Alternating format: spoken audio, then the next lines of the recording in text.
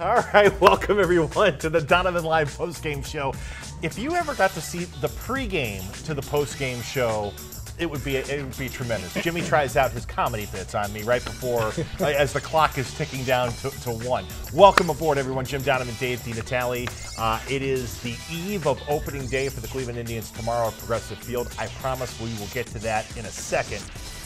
I want to get this out of the way, Jimmy. I don't usually like to respond to rumors and the LeBron James, is he staying, is he going stuff, because, you know, I remember talking about it last year. I remember talking about it in the summer. I remember talking about the year said it. We have no idea what LeBron is going to do. I'm not sure LeBron has any idea what he's going to do. Chris Sheridan, the former ESPN writer, who started his own blog, Sheridan, his own website, Sheridan Hoops. He's now working for NJ.com, basically covering the Philadelphia 76ers for NewJersey.com. I give him credit. He was the first to put it out there in 2014 that LeBron was coming back to the Cavs. I give him his due props for that. Today he filed this story, Jimmy, that LeBron James is not going to come back to the Cavaliers. The prime reason is for his pending departure is a relationship with ownership that's beyond repair. Well, we've known that there's friction there, no really breaking news, but Sheridan is saying the reason why it's going to happen is because Cavs owner Dan Gilbert is a huge supporter of President Trump and LeBron James is not. Mm-hmm. Look, I don't know what's inside minds.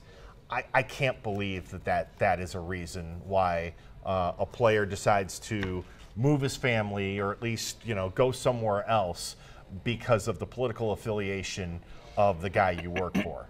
Yeah, I mean, I know there is a rough relationship there, which I think has been rough, you know, for a long period of time. Even, you know, when he left the first time, and when he came back, it seemed to be patched over enough that he would come back. But let's face it, everybody, okay? He is chasing titles. Yes. Okay? And so that makes it a basketball decision. Yes. And it's going to be based on who has the best chance to get him to where he wants to go, and that's the NBA Finals, and then ultimately to win the Finals and win the championship. Now, in his mind, leaving Miami and coming here back to Cleveland, Cleveland gave him the best opportunity, which was, you know, it's been a solid decision for him. I'm sure he would have liked to have won 3, and he's won 1.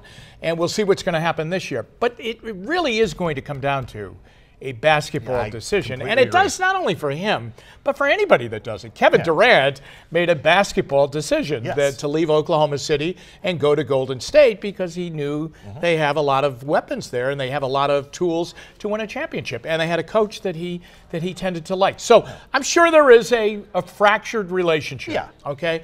And that has come out in the way of, hey, are they getting me enough players to make the run at the title at the trade deadline? Do I like the coach that they hired in David Blatt when David Blatt was the head coach for that short period of time? But the fact of the matter is, it still comes down to a basketball decision. A presidential preference. A presidential preference. I don't know. I just don't see it. Jason points out, and I would point out most, and I'm generalizing here, and I'm sure there are some of the owners who maybe might lean more blue than red, but a lot of owners also own businesses like Dan Gilbert, and they tend to be more leaning towards Republican, and there's nothing wrong with that. They like tax cuts. They like opportunity for big businesses that Republican governments usually, controlled governments usually are able to provide. There's nothing wrong with that. You have your political beliefs. That's great. That's fine. I remember Dan Rooney, okay, came out, and I think he went across party lines when he did it, and came out and endorsed Barack Obama. Yes. Okay, for which it raised a lot of eyebrows in the party. It raised a lot of eyebrows in the ownership groups of the NFL. And you know, the other thing was, if you remember, then he became an ambassador to Ireland. Yes. Upon election of President Obama into office. Served for a couple of years, I think. He did. And, you know, so, you know, you're right. These are big big important. These are life decisions. Well, they're also big families. Decisions. Yeah, they're big families, they're big families. And they're political families. My God, the Browns are owned by the Haslam family, and Jimmy Haslam's brother is the governor of Tennessee. Yes. So I would like to think that LeBron's a very, very shrewd guy when it comes down to putting the pieces together for a decision, whether we like that decision or not. Right. But I still think it's a basketball decision. The biggest reason he left to go to Miami was because of Chris Bosh and Dwayne Wade. Yep. And what they were going to be able to do, and Pat Riley. Yeah. And the Pat Riley going out and getting him whatever else needed to be done. And when he came back here, it was because of, we're going to get Kevin Love. We're going to, Kyrie Irving's already here. We're going to put the pieces around it. Anybody else you want to bring with you, Mike Miller, the ring bearers, James Jones, all those guys. And it's a basketball decision. Yeah. And I think, does he go on to feel that he's going? Is Philadelphia? I think he feels like Philadelphia is one of those teams. And that might be because of a basketball decision. Right. He may look at the 76ers, and he'll get a very up close look at them tomorrow night. Yeah. And maybe in the playoffs. But he'll get a look at them, and he'll say, hey, they're young, they're good, they're going to get better and better, and where do I fit in with them? But it will be a basketball decision. He's not going to go and ask, some of those guys on the, Joel Embiid, do you like President Trump? Yeah. He's going to ask him, where do you like the ball? Right, exactly. It's I think it's the decision in late June and into July. It's got a lot more to do, I think, with what the Cavs do with that draft. First thing, what they've done in the finals, or if they get back to the finals, and whether they win a championship again or not, or whatever happens there, and what they do around the time of the draft. Do they pick a player if they end up getting the lucky ping pong ball and draft number 1, or draft a high pick and get a player with that Nets pick, or if they parlay it into a trade to bring in another star? Right. I mean, that's going to have a lot more to do with James's future than the fact that Dan Gilbert gave $750,000 to President Trump's campaign. I don't see that. And Sheridan talked about the Laura Ingraham Fox News controversy, the shut up and dribble controversy. Right. I don't think that has anything to do with LeBron and Cleveland and the Cavaliers. I really don't. Well, the other thing is LeBron's a big boy now and a very vocal voice in off-the-court issues, worldly issues, political issues, society issues. Okay, he's a big boy now. He's got a voice, and people listen to him. I think he handles that well on his own. I mean, he gets involved in the fights that he wants to get involved in, and he has staying power in those fights. And I think he handles himself the way he wants to handle himself. Now, there's another side to his business, and that is he's a basketball player. Yeah. Okay, and he's the best basketball player on the planet right now. And this will be a basketball decision. I feel very, very confident that that's what it's going to be. And I don't know if we're going to win it, the decision. But I think it will be because of X, Y, and Z on a roster rather than if the wall is going to be paid for by Mexico or exactly. Yeah. All right, I wanted to address it and get it over with. People are going crazy on other platforms. I just wanted to get that out of the way. Okay, tomorrow at this time, we'll probably be wrapping up at Progressive Field. Indians and Royals will get started at, 4:10 first pitch. We start our coverage technically here on Facebook Live at 11:55, and then we'll go over to the on-air side at 1 o'clock. Jimmy, you'll be down in the field, and I wish it were to be a little warmer, a little drier. I'd like to go off on a topic on this thing. Please. Okay. I don't understand why we play at 4 o'clock. Okay, I don't either. Here's the thing, and as I remember when we went to this format of playing the home opener at 4 o'clock at Progressive Field, and it might have even been Jacobs Field at that time. Okay, it was in the aftermath of the Indians being great. Yes. And there was a little slide. And the Indians, I think, were worried about the tradition of having big crowds on opening day, which I always feel you're going to get if you're going to get a big crowd, you're going to get it on opening day. But here's my point. My point is this: they created this atmosphere and this idea of, hey, listen, you know what? You can go to work for a half a day. You can come down and go to the ball game at 4 o'clock. The problem is, and they're running into this more and more. And believe me, I was in the broadcast booth the day of that Mariners game when it was the snow game, okay? And that was a late afternoon start too, and that became the lead story of SportsCenter, how much snow and how they tried to squeeze the game in. My opinion is, if you have tickets to opening day, you're going to opening day, exactly, and you're probably not going to work that day. Right. Okay, you're probably going to let your kid out of school that day. Okay, and a lot of kids, I think, are on vacation this week. Anyway, I just think in early April and sometimes late March. Yes. It just doesn't make sense to bring people in for a start time at 4 o'clock. Here's the other thing. If you do have a delay, if you play the game at 1 and you do have a delay, you have a better shot at getting it in. But no matter what happens tomorrow, by 5 o'clock, 6 o'clock, I mean, it's going to be cold. I mean, I really think that needs to be rethought. I don't know. What do you think? Yeah, I've never. Have you ever been a? Did you ever say to yourself, "I'm here at my desk, and I'm cutting out of here. I'm cutting out here, and I'm going to run into ballpark." Yeah, or I'm at my desk. It's 4:30. I'm going to be in trouble. I'm not going to be able to get home, quickly because of ballpark traffic, rush hour traffic on the way home. I've never had that thought either. Yeah. The other thing is that I just think you're going to get, and first of all, they're really good now. Yes. I mean, 2 and 4, I know, but don't worry. But they're really good now. You're going to get a big crowd. Yes. It's the most anticipated game, for 6 months, right? I mean, people wait for this for a long period of time to go in there and watch them play. I just think you should play it at 1 o'clock. Right. Okay, and get on with it. Yeah. I mean, I watched the Red Sox today. And the Red Sox weather today in Boston was really like our weather. It was cold, it was sunny, but it was cold. But they started at 2 o'clock. Okay, you got a better shot at keeping people in a comfortable temperature than you do starting at 4 o'clock. 4 o'clock, you're starting to get into. This isn't July, right? Heck, do what the Reds do. I'd start at noon. I mean, so there you go. Yeah. If you're worried about getting people in and out of downtown, start at noon. A couple of years ago, 2 years ago, when they opened up against the Red Sox, and it was going to be a dream opener because you had David Price going up against Kluber. Okay, and I mean that's double. What you want. That's worth paying double for the price of a ticket if you're a real baseball aficionado going in and seeing a great pitching matchup. Now remember, they called that game at about 2 o'clock because we were on the air. Yeah. It was about 2 o'clock, 2:05 or something like that, and they called that game. By that time they had brought people down there. The parking lots had filled up. The bars had filled up. Bars and restaurants. I don't even think people got in yet. I don't think they ever opened the gates for the game that day because I think they had a pretty good inkling.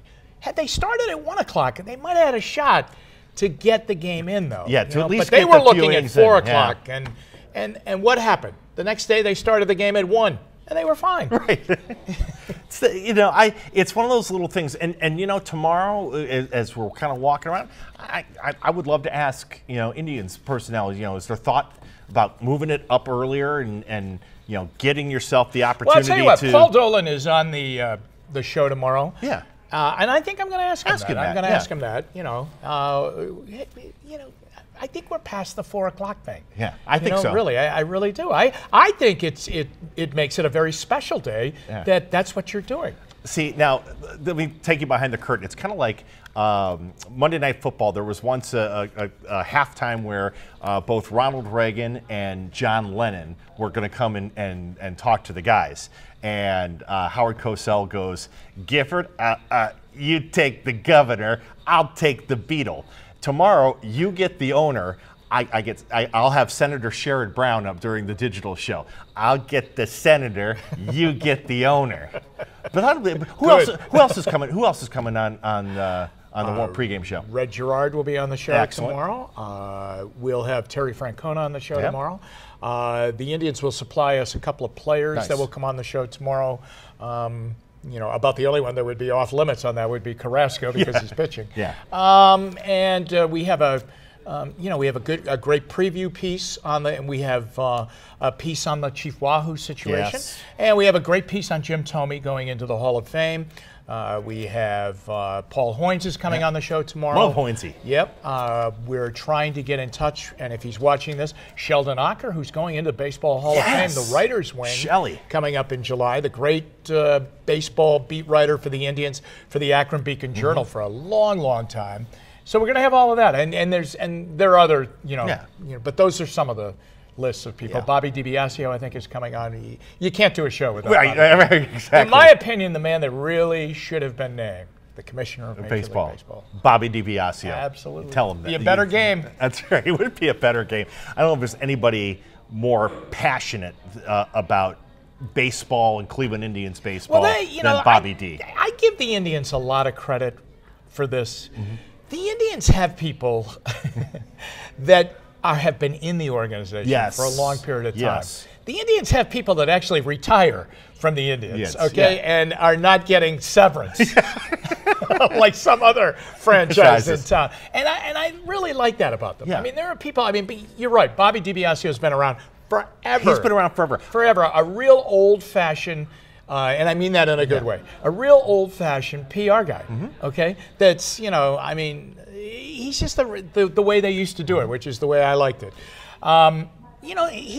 They've had people. Bart Swain's been around a long time. Curtis Stanberg's been around a long time. Yeah. Curtis Stanberg's dad has been out as an usher for a long time. I like that about the Indians. There's continuity there, and I think we haven't seen that. Certainly with the Browns, obviously, and I would say this: when Dan Gilbert first took ownership of the Cavs, there was a house cleaning, not just in the basketball side of things, but in some of the business side of things. But Len Komoroski's been there for a long time, and I think there's been a lot more stability. Tad Carper, a long time, and thus they've become a winning organization, not just because LeBron James is there. That's got a lot to do with it, but they as a franchise, as an operation, they've had plenty of stability. I'm looking forward to seeing Carlos Carrasco start tomorrow. I mentioned, we talked about before opening day in Seattle last week.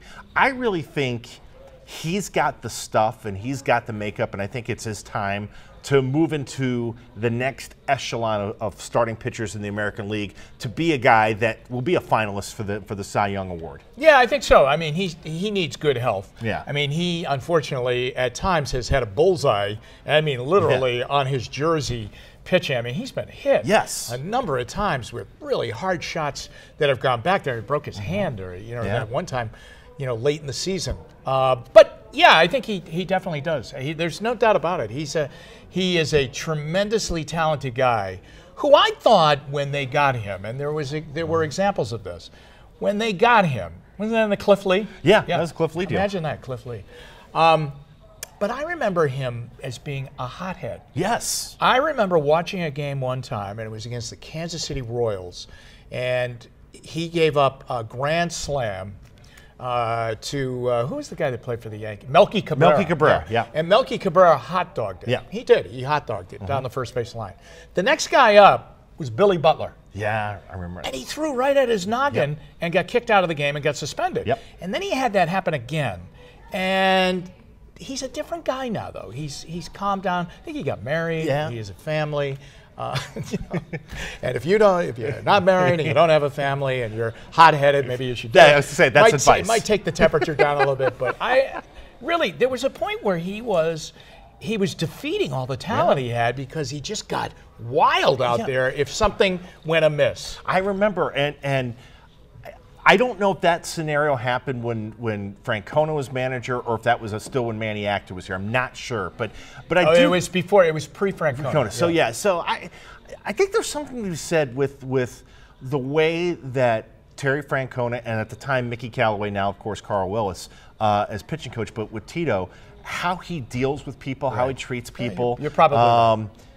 Jimenez was another one, that Ubaldo, that was a guy that just, they could never really reach him and get the best out of him until Francona and Callaway got here, and he ended up being a key reason why they made it to the playoffs. Incidentally, I think that's a Carrasco thing. Incidentally, I think if the Mets win tomorrow, they will wrap up the National League East. Mickey Callaway has them off and running. I listened to the game today. They were up 8-2 in the ninth. I think they won. Yeah. He's really got them playing really good baseball. You know what's going to Good be for him. interesting? You know, absolutely. What's going to be interesting when they have the Subway Series with the Yankees, that offense against the Mets pitching staff. right. It's going to be great. But again, tomorrow we have got you covered start to finish with the Indians opening day. We'll get started here on Facebook Live, and we'll be streaming as well at WKYC.com just before noon. We'll take that right up to 1 o'clock, and then Jimmy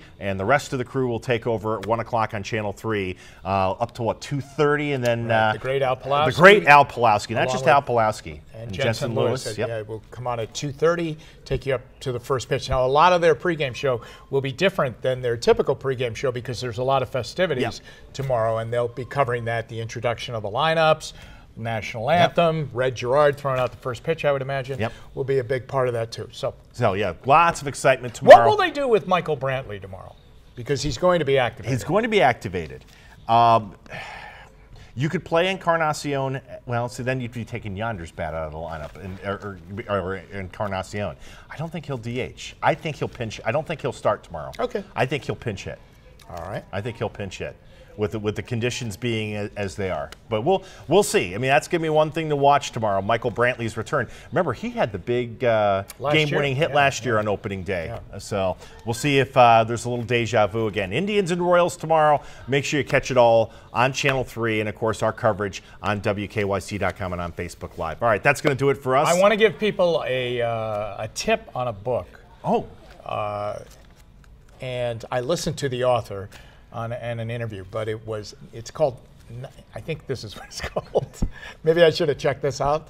Well, it's called check it out. I believe it's called 1968, The Year of the Pitcher.